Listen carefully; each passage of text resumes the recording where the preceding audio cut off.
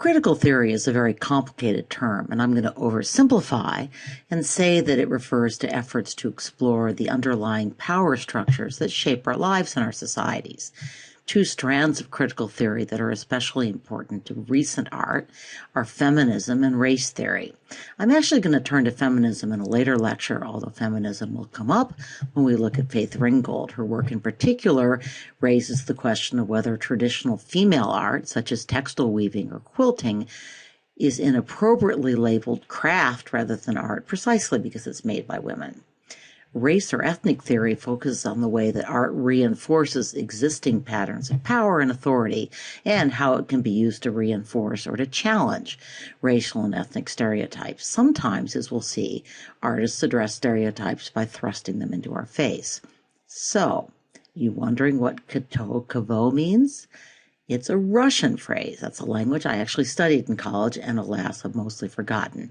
In Russian, kto basically means who, whom, or in this context, who as a subject, and to whom, object. Lenin said that all politics could be summed up with these two words, kto, or, to be a little more crude, who's doing it to whom. Stay tuned for Carol Walker. So our required works include plenty of art that celebrates the ktos, the folks on top. We see this in the Western tradition, and we see it in the non-Western tradition as well. We even have some works that celebrate or record or mourn the experience of the kavos, the subjects and all too often the victims of the ktos. As I looked through our required works, I was struck that most of the examples actually come from Western art and later Western art. For most of art history and in most societies around the globe, the ktos made the rules and commissioned the art. For that matter, most of the kavo works, the works about victims or subjects, were painted by artists who, whatever their sympathies with the downtrodden, were pretty thoroughly embedded in the dominant kto ruling class. In the late 20th century, this starts to change, sort of. Artists from previously oppressed and underrepresented groups burst onto the art scene. Many of these artists have explored their own racial or ethnic traditions and used art to attack a history of oppression. What sometimes makes their work a little ironic is that many of these artists left their home communities or countries to settle in major art centers, such as New York or London, and some of them have grown rich and famous producing art that, well, attacks the rich and famous. So here, for example, is a work by Julie Merritt, an artist who was born in Addis Ababa, Ethiopia, by the way, whose name I might easily be mispronouncing. She's the daughter of an Ethiopian college professor and his American wife. Her family fled Ethiopia in 1977 when she was 7, and she grew up and attended college in the U.S. I'm going to talk about a required work by this artist, Stadia too, in my final lecture. But here you see a mural that she commissioned that was commissioned by the investment banking firm Goldman Sachs. Now, the artist describes her work as truly global, but she sees her subject matter as identity. So here's a quotation from her. I think of my abstract mark making as a type of sign, signifier, or language for characters that hold identity and have social agency. Social agency is really when you have the power to make something happen. The characters in my maps plotted journeys, evolved, and build civilizations. I charted, analyzed, and mapped their experience and development, their cities, their suburbs, their conflicts, their wars. Now, I find her work very interesting, but my point here, which is going to sound a little snarky, sorry, is that Goldman Sachs is about as kto as you get, and the price tag for this mural was $5 million. Now, $4 million of that apparently went into materials and pay for the small army of assistants who helped create the mural, but still, it seems pretty clear that artists who successfully stick it to the man can sometimes command stick-up prices for their work. And here's an interesting comment from an art website. The mural is fully visible from the sidewalk outside the building's lobby, though turnstiles near both entrances mean that only Goldman's employees and their guests can see the work up close, which is a shame since so much of the appeal of her work is its dense, layered intricacy. The ktos win again. Onto our required works. We've talked about this multimedia work before, and the points it makes aren't hard to figure out, so this will be a quick review. Let me share just a few things I learned when I did some further research. The artist's first name comes from the French word for yellow, jaune, and her French Cree ancestry. Her middle name, Quick to See, was given by her Shoshone grandmother as a sign of her ability to grasp things readily. She grew up on the Flathead Reservation in Montana and traveled around the Pacific Northwest in California with her father, who was a horse trader. So let's watch a quick video clip of the Smithsonian interview with this artist, which will also show you some of her other work. So here's another work by the same artist and a comment about this painting from the Smithsonian Museum of American Art website. The intuitive buildup of these painterly services helps us to reflect upon the spiritual and life-affirming constancy of the land. Like the earth itself, with its layers of geological time, its civilizations built upon civilizations, the paintings evoke and are symbolic of the rhythm of nature's continuum. I think very similar comments could be made about trade.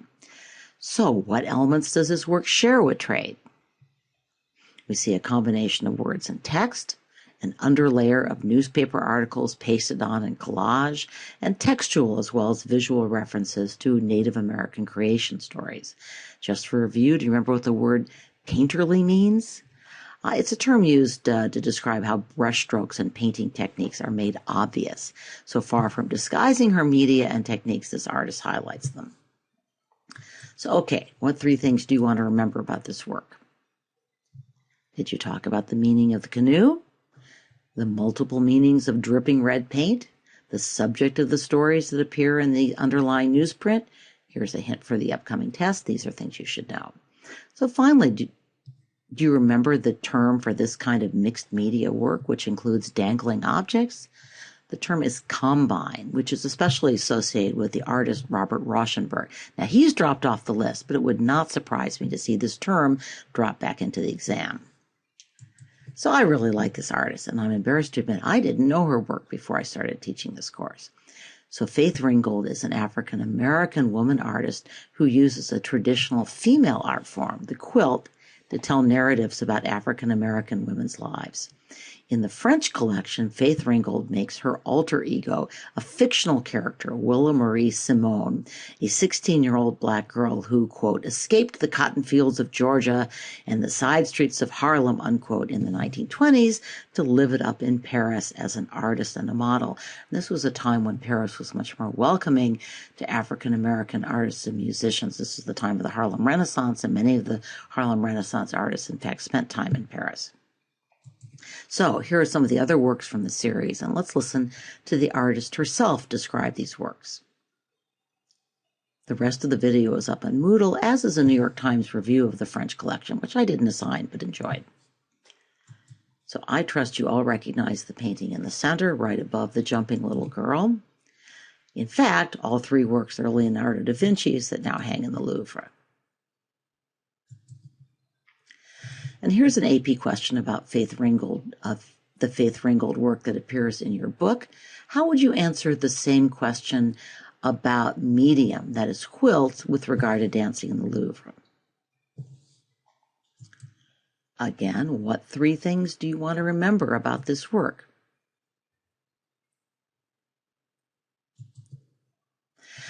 Well, our next artist takes stereotypes to a whole new and more shocking and more off-putting level. Let's hear Carol Walker's own description of her artistic motivations and intentions.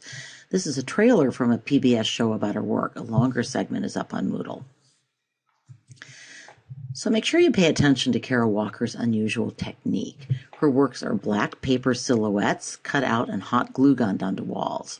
An overhead projector flashes colored lights and some images against the silhouettes. So what point do you think she's making by using an overhead projector, which is really old school technology at this point? Well, for many of her viewers, I'd be an example. The overhead projector is reminiscent of school lectures that were delivered before PowerPoints took over. So she's teaching history. The overhead projector lends a kind of authority and official imprimatur to her work, which is, of course, fiction. What other purpose does the overhead projector serve? Oops, I think I may have skipped over too quickly. No, I didn't. Here we go. When the viewer walks in front of the projector, his or her silhouette joins the throng. And this is our history, how we are portrayed, how we're implicated. So Kerouac also deliberately evokes a form of media entertainment that was very popular in the late 19th century, just before the age of motion picture, the cyclorama. These were circular or hexagonal spaces that were covered with paintings. Sometimes a diorama of statues was placed in the foreground to provide added realism. So here you see an 1883 photograph of an artist painting a diorama of the Battle of Gettysburg, and a portion of the painting appears below. The most popular cycloramas traveled from city to city to provide local entertainment, much like a modern movie. As the viewer stood in the center of the painting, there would often be music and a narrator telling the story of the event depicted. So it was a kind of mass media entertainment. The silhouette was also a popular pre-photography art form. Basically, it offered a cheap but effective alternative to portrait miniatures, and a skilled specialist artist could turn out a high-quality bust portrait, by far the most common style, in a matter of minutes, working purely by eye.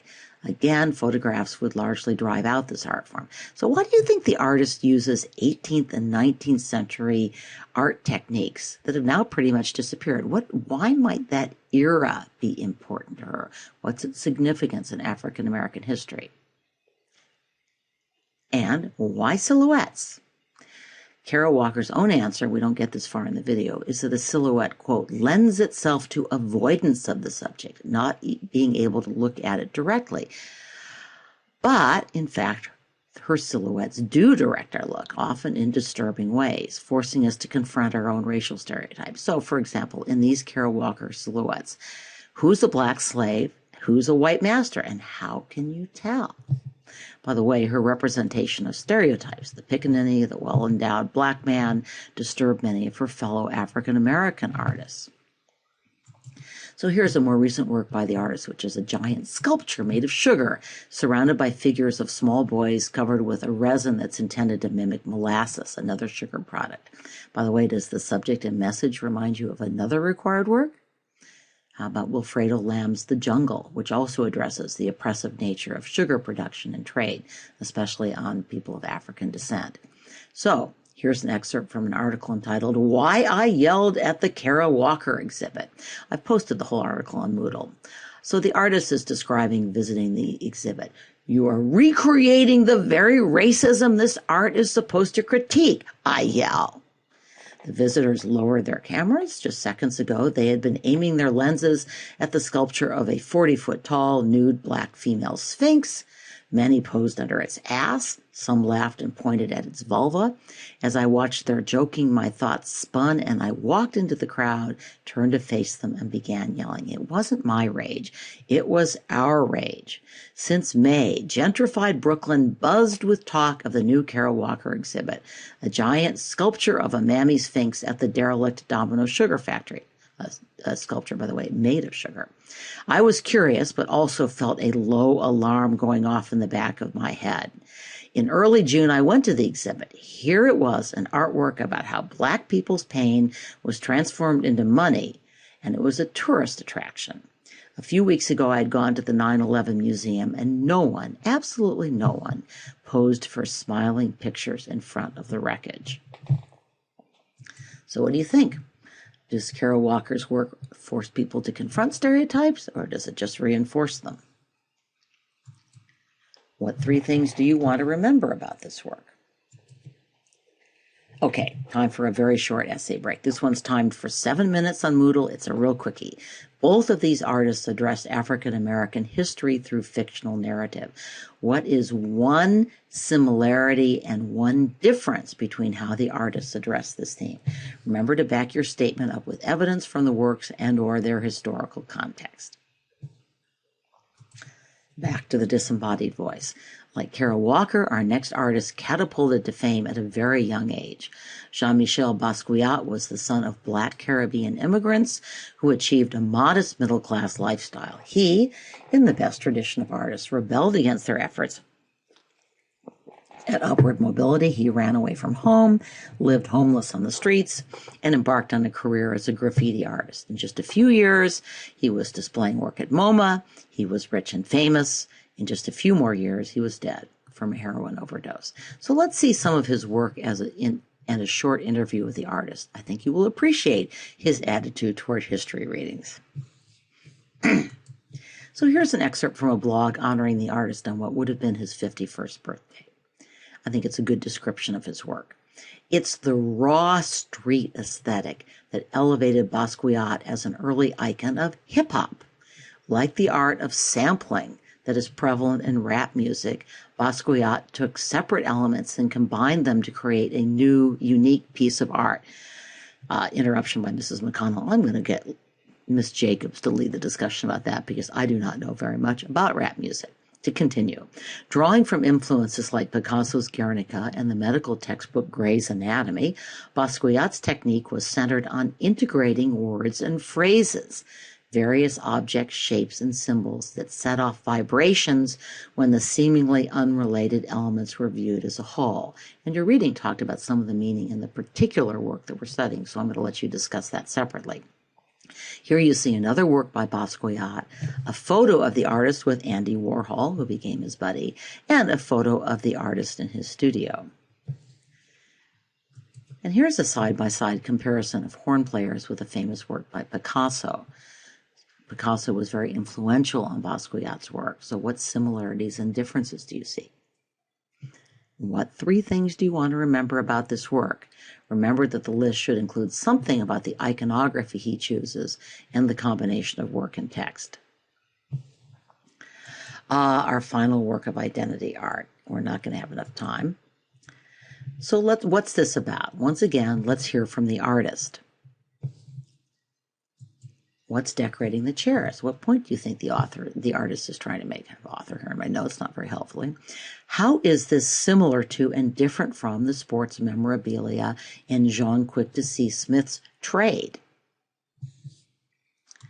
The installation also included portraits of noted Black and Latino men, maybe better role models for a machismo culture.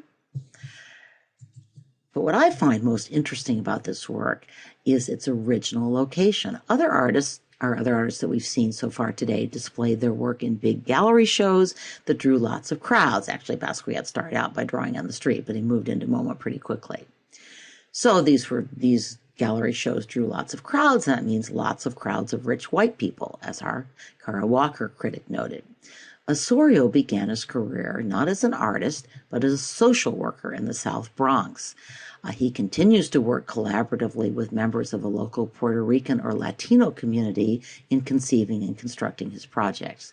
So, frequently he shows his installations in neighborhood storefronts before he moves them to museums and galleries. So this installation started out in a Puerto Rican neighborhood in Hartford, Connecticut, and it actually included a barber shop. Barbers showed up to offer free haircuts. The artist also held workshops where residents could talk about local issues. So, for example, he raised the question of why so many young men were getting women pregnant and then leaving them behind. That may be machismo, but he questioned, is it truly manly? And of course, the art is about that too.